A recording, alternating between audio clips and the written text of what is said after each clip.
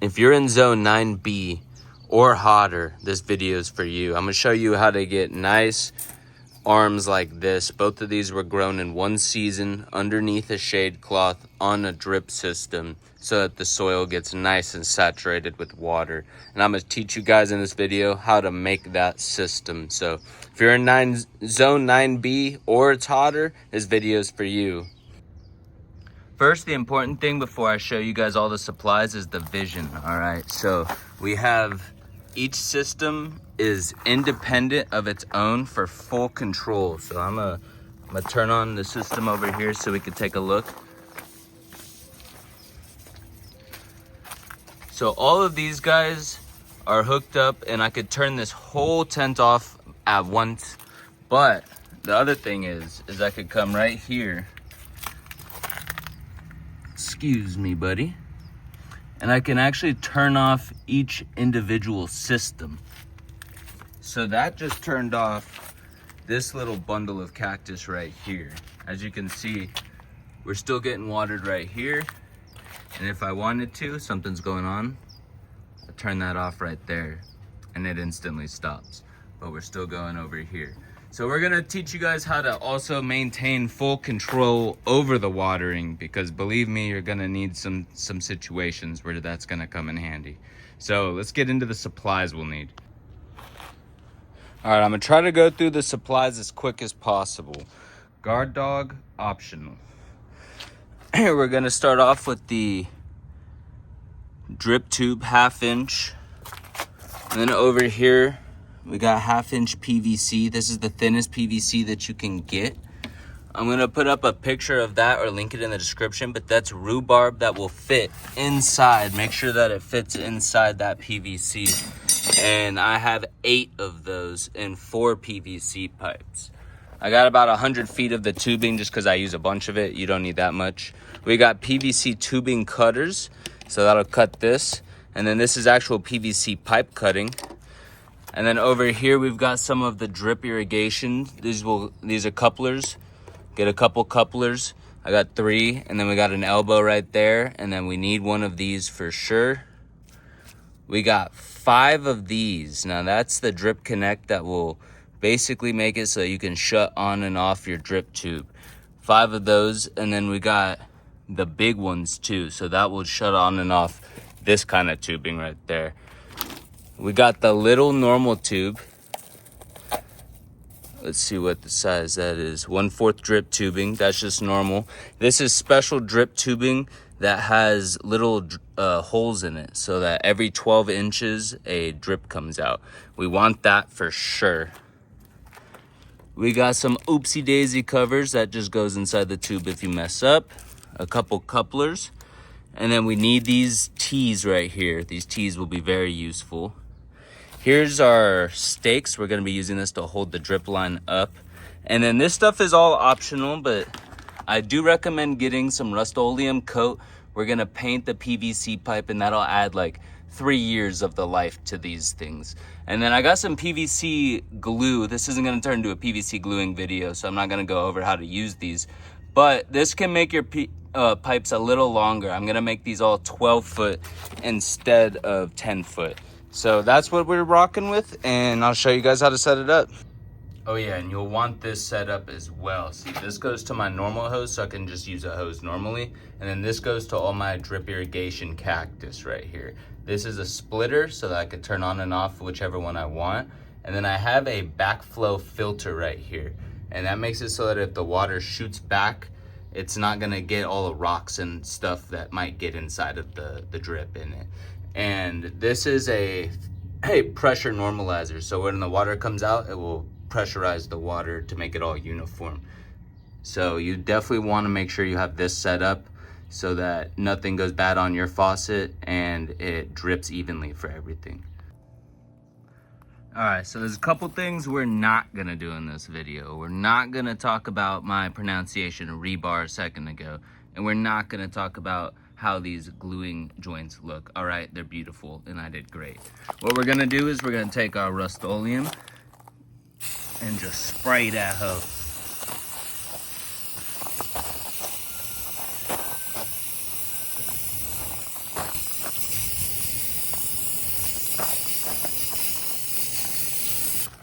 bam. We're gonna let that dry for 20 minutes and then we're gonna flip it and spray the backside. All right, now before we get into too much nitty gritties, the great thing about this is it's customizable. I want you to notice the cinder blocks down there.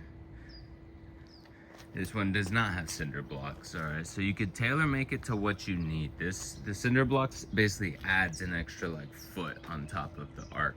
And I have a little more space on this side, so bam, got a little extra foot there. You could do whatever you need to do. And then the second thing is, we're gonna be using stuff like this and we're gonna be directing the water. If you have only one tent, then you don't really need to worry too much about directing the water because it's only gonna go to one. It's when you start adding a second tent to the system and then a third tent, which is gonna go right there, that you need to start only watering one tent at a time, or you're not gonna get enough drip or enough water pressure to like water everything basically. So that's what we're gonna be doing on these next steps, is setting up these poles, and then we're gonna direct the water to make sure only one tent at a time is getting watered. Let's get into it. All right, so this is the foundation of our tent. And the great thing is this is customizable as well. So you're gonna put in as many poles or pillars as you have for poles. Each pole I try to separate by 4 feet. I wouldn't go too much further than that. You want some support for if the wind hits basically. But what we're gonna do is we're gonna take a pot, build that with the Arizona soil. That shit is like cement. It is good to go. And we're gonna take the rebar and just kind of hammer that in.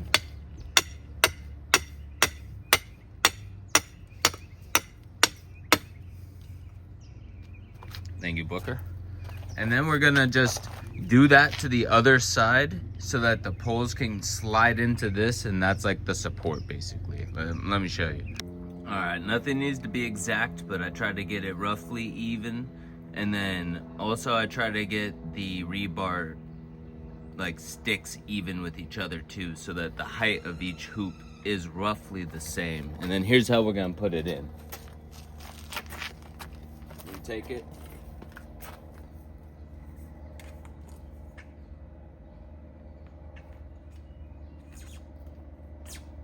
slide down one side,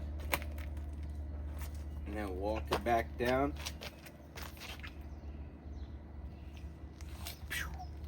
Just like that. So this is where the main water comes in on the second tent. See, it splits right here, and then that's where the first system is. The important thing is we're gonna put in one of these before the first system, just like that. And bam, she's installed before the first system. Turn off like so. Now the water cannot go that way. All right, so here's the plan. All the way over there, the water comes through even when it's shut off right there.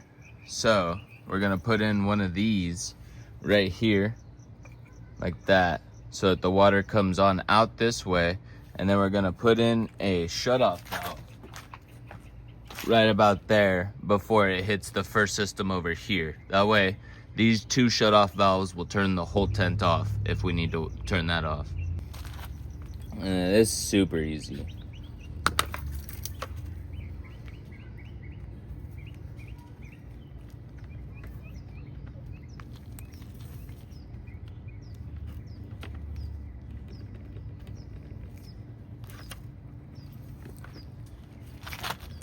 And now this water will connect to our new tent.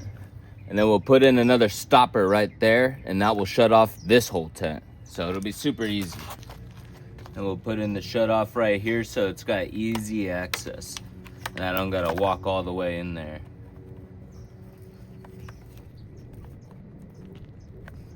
Bam, turn that sucker off. Now we connect her to the other tent. I'm gonna show you how I set that up.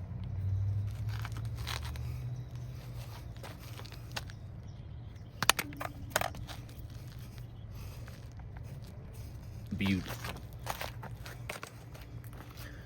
So now as you can see, the main water comes in through there, comes in here, and we stop it there if we need to. Then it comes in here, we put another stopper right there, and that will turn off this entire setup. And then we put it around, so it comes all the way Zip tied it up so that this can be a walkway and there's nothing blocking it.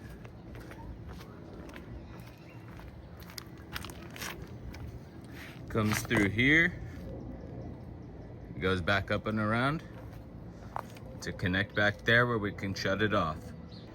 Now for the past week, I've been repotting guys that need to go into bigger pots. The key is all of these pots are uniform in size. We're gonna try to see how some of these are a little smaller than the others. We're keeping the big ones next to the big ones and the smaller ones next to the smaller ones. That way that the system is even across and level. Now I might show you a time lapse of me putting all the cactus inside the tent, but I might not. Depends on how long this video is. But yeah, we've repotted a bunch of cactus. And they're all about to go under there.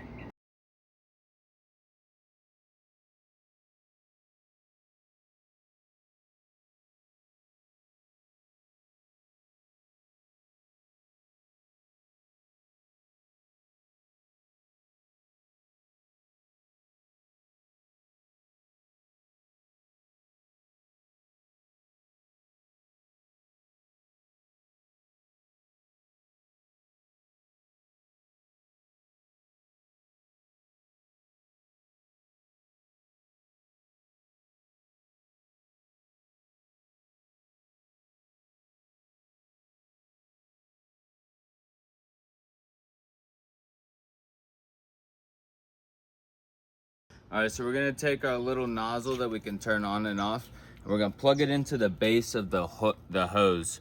But before we do that, we're gonna wanna use a normal black tube. And the normal black tube's measured out to get us to the pot, so we're not wasting any water down here. If you don't put this on before you stab it into the black tube, it might wiggle around too much and compromise your hole. So you always wanna put this on first. And then we're gonna make sure we're on the right tube and hold it kind of firm and just stab that sucker through. If you're struggling with the holes, I recommend picking up one of these for a couple dollars. It'll pre-do the holes for you and make it nice and easy to slip your connectors in. All right, so when we connect this brown, there's gonna be 6 inches between each hole. On the big 5 gallons, I'm gonna try to get 2 holes on each pot. And then for 3 gallons, I try to get 1 hole on each pot. Because of that, it will make it so that they all get watered at the same time. So if I leave it on for like 10 minutes, the ones that are twice as big are gonna get about twice as much water as the other ones. Now the other important thing is we're gonna want these T's. And the reason why we do these T's is because in order to get even flow onto all of these little holes, these emitters, we're gonna want no longer than 13 feet going all the way around the cactus, basically. Now, when you combine them and they both come down to the middle, it will evenly get all of it under the 13 feet and we'll basically have nice even watering. So we're gonna do that with the T's and then put the T's right in the middle of every zone that you do. I usually try to keep every zone to be about 1 hoop long, or about 4 feet long, or maybe 1.5 if I gotta stretch it on the 3 gallons. So this whole little pile of cacti right here is a zone? Yes, okay. And then it'll all be able to be shut off, and same with that. That's all another little zone on its own.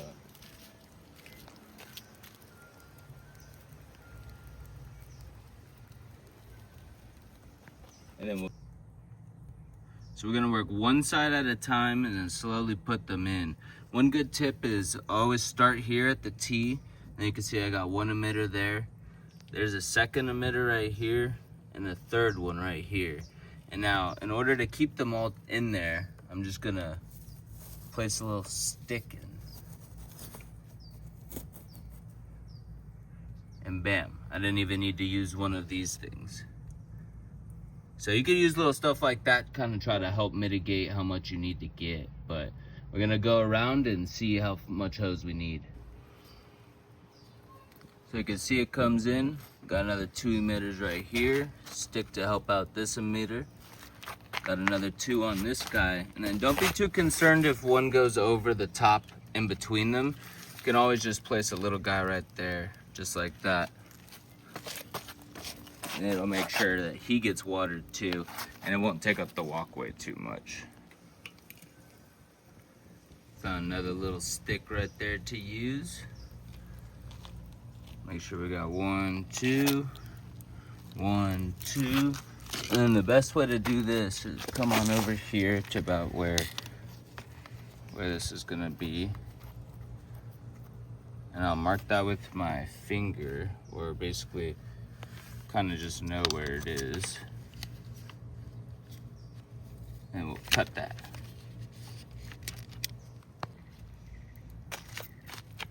Now if you get into a position where you run out of hose like this, that's where these little couplers right there are gonna come in handy. You're gonna just attach that to that. And then take your cutters.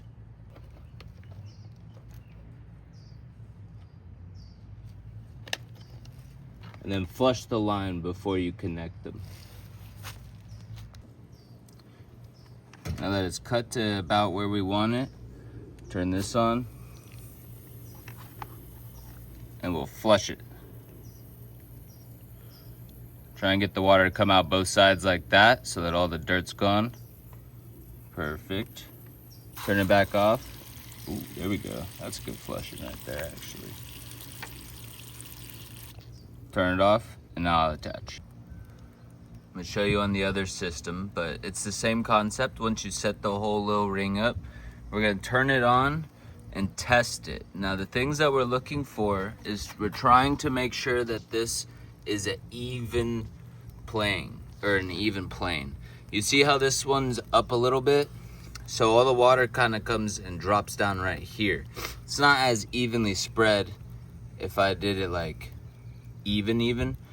See how it starts to come down here?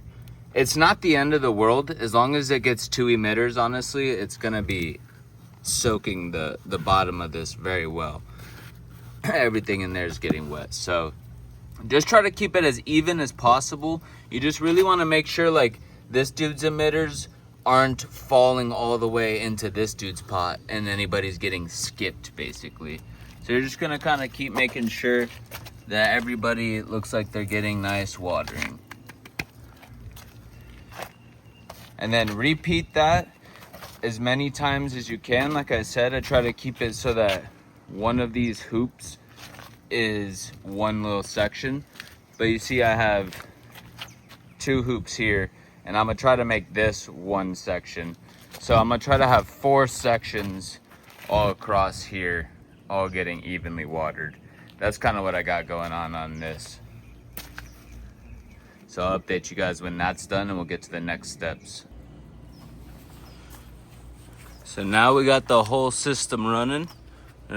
Just let all of them run out once and see what the drip looks like. We kind of want it to make sure that it's catching water there. If you see something like this where you're wasting water, don't fret, we'll just put in a little guy like that. And then we'll fill in some of these spots that are wasting water the best we can. All right, let's see. The important thing when checking for that water is just make sure every pot is dripping. Now, once you make sure every pot's getting water, you're gonna want to put on a shade cloth. I find it's easier to tube-man this and to try to tie down one side and go left to right, basically, as you see us doing. So first pull, then second pull, and then the last pull should have enough shade cloth to drape over and protect it from the afternoon. Beautiful. Now you should have everybody going. If you have any questions, please feel free to comment them. I will be responding to comments and answering any questions that I can. I hope that you learned something from this video, and if you did, please leave a like. It does help a lot. And I hope everybody has a wonderful day here. Let's continue growing cactus together. All right, goodbye.